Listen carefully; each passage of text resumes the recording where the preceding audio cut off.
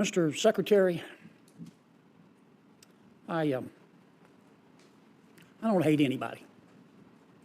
I look for grace wherever I can find it. And I certainly don't hate you. My chairman talked about the woolly mammoths in the room, and I'm glad he brought that up. The chairman's immigration bill was negotiated by two members of my party, Senator Langford and Senator McConnell, and I don't speak for either one. They're both good men. The chairman said that the Republicans who negotiated his bill trusted you and wanted you there.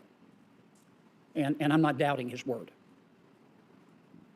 It gives me no joy to say this, but most Republicans don't trust you. And a vast majority of the American people don't trust you. That's why you've been impeached. Now, my Democratic colleagues are going to try to sweep your impeachment under the rug and violate 200 years of Senate precedent in doing it. I don't think that they will be able to sweep the issue, maybe your impeachment, but not the issue, under a rug as big as the United States of America. Again, it gives me no joy in saying this. I think well more than a majority of the American people think that as a result of your behavior and President Biden's behavior, our southern border is an open, bleeding wound. I think they believe that our southern border is chaotic. I think a vast majority of the American people believe that a lot of it is political. I think a vast majority of the American people believe that it is chaotic by design, and that all of this is intentional. And I think while a vast majority of the American people who don't trust you believe in legal immigration, they don't believe in illegal immigration. And they think you do. And they think President Biden does. And they think that's why the border is open. And they think that your attitude and President Biden's attitude is that while they may be poorer under President Biden, that they're stupid enough to believe you and the president when you say that it's not your problem. I think that needed to be said.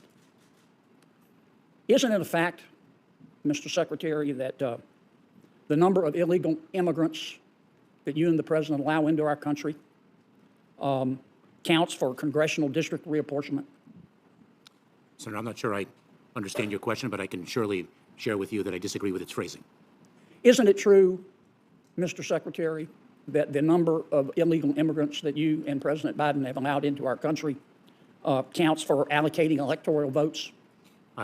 Same answer. You don't know?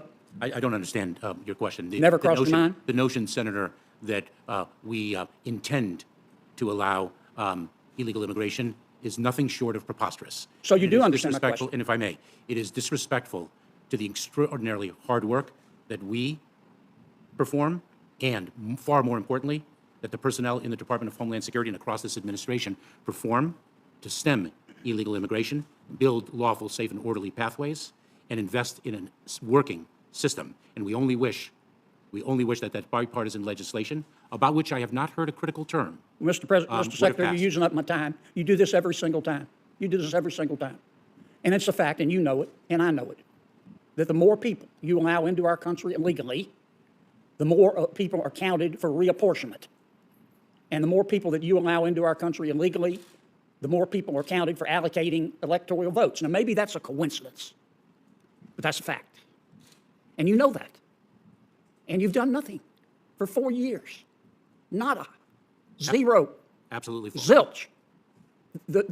And in fact, the only people I know in this country who are better off today than they were 4 years ago are illegal immigrants.